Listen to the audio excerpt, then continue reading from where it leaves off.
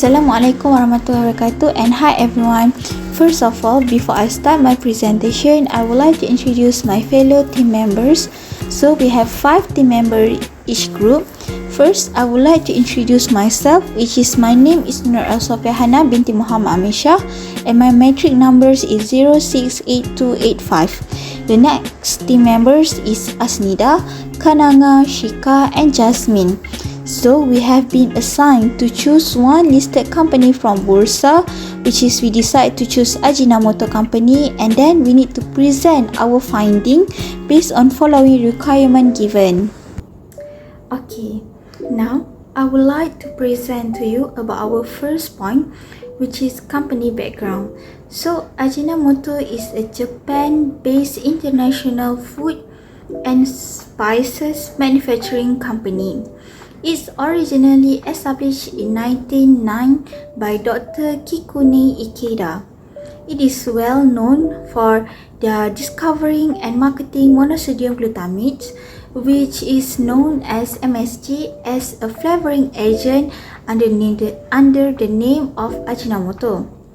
Okay, so originally Ajinomoto is a product of Kajinuma company. Ajinomoto has gradually expanded its product to include food products, amino acid from Japan, and also specialty chemicals. The company has its operational business in globalized arenas, especially the food and beverage industry, as well as pharmaceuticals and health. So that's all from me. Now I will pass to the next presenter. Recognition and measurement. Items of PPE are measured at cost, less any accumulated depreciation and any accumulated impairment losses. When significant parts of an item of PPE have different useful lives, they are accounted for as separate items, major components of PPE. The gain or loss of disposal of an item of PPE is determined by comparing the proceeds from disposal with the carrying amount of PPE and is recognized with net within other items of income and other operating expenses in profit or loss. Then is depreciation. Depreciation is based on the cost of an asset less its residual value. Significant components of individual assets are assessed, and if a component has a useful life that is different from the remainder of that asset, then that component is depreciated separately. Depreciation is recognized in profit or loss on a straight line basis over the estimated useful life of each component of an item of plant and equipment from the date that they are available for use. Freehold land is not depreciated. Property, plant, and equipment under construction are not depreciated until the assets are ready for their intended use. The estimated useful life for the current and comparative periods are as follows. As we can see, buildings 4 to 50 years, motor vehicles 6 years, plant machinery and equipment 4 to 15 years, furniture, fixtures and fittings 10 years.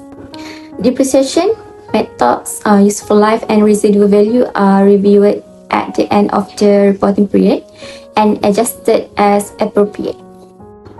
Next is subsequent cost. The cost of replacing part of an item of property, plant and equipment is recognized in the carrying amount of the item if it's probable that the future economic benefits embodied within the component will flow to the company and its cost can be measured reliably.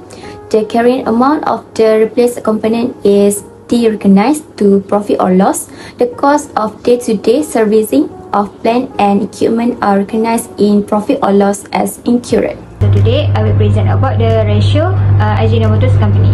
Over the 3-year period from 2021 to 2023, the company's profitability exhibited a mixed trend.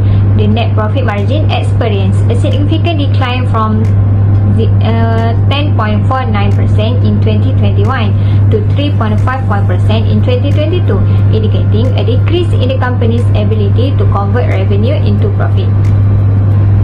However, there was a slight recovery in 2023, with the net profit margin improving to 4.55%. Similarly, the return on asset decreased from 7.11% in 2021 to 2.33% in 2022, reflecting a decline in the company's efficiency in generating profits from its asset.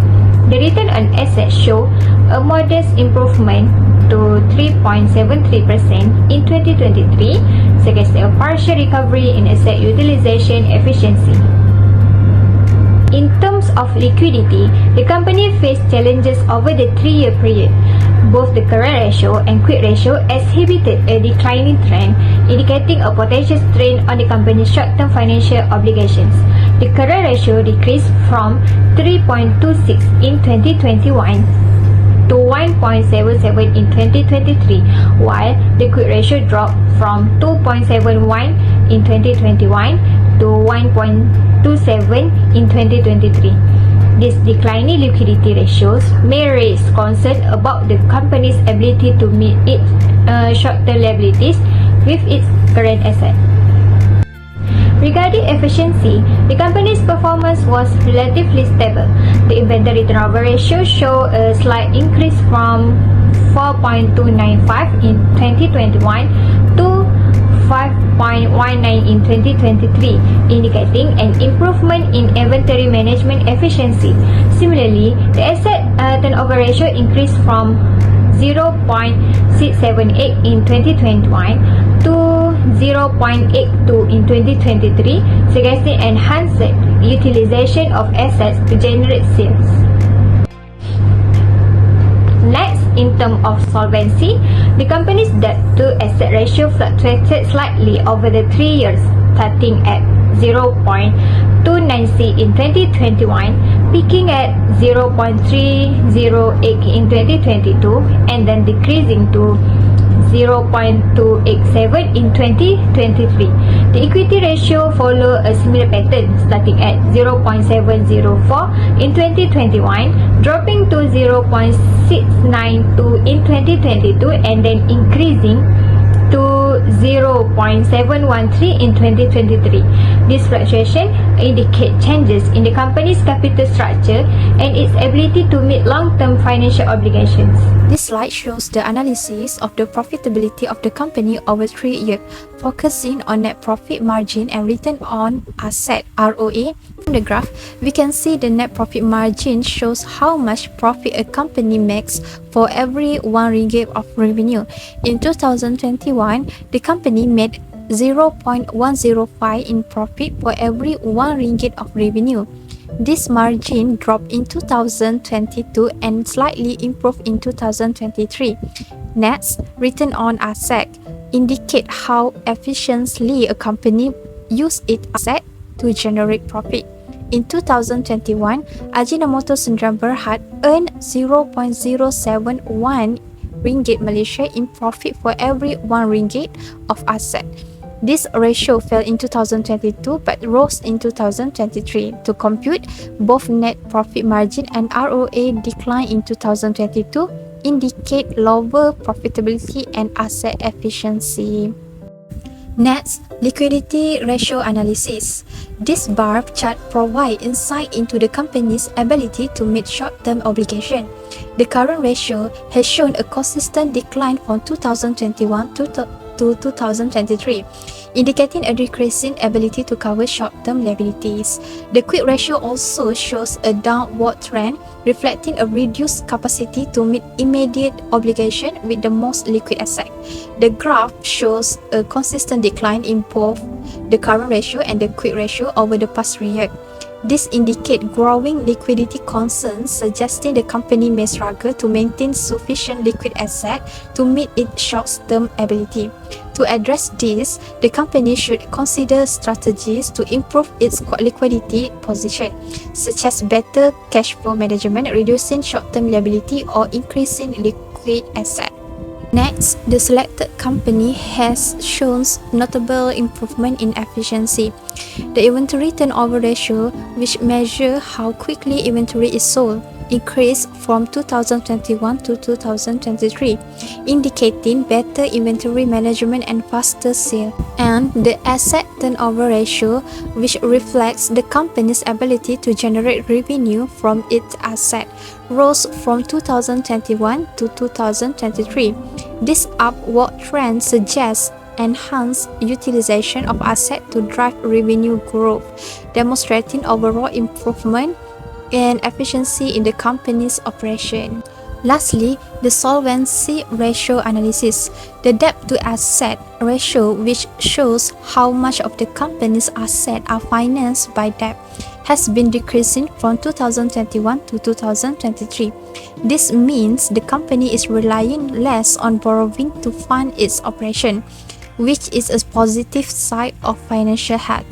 At the same time, the equity ratio, which indicates how much of the company assets are financed by equity, has remained fairly stable. This shows that the company has a good balance between debt and equity financing, which is important for long-term stability and growth. Overall, this trend suggests that the company is managing its finance well and is a strong financial position. That's all from us. Thank you.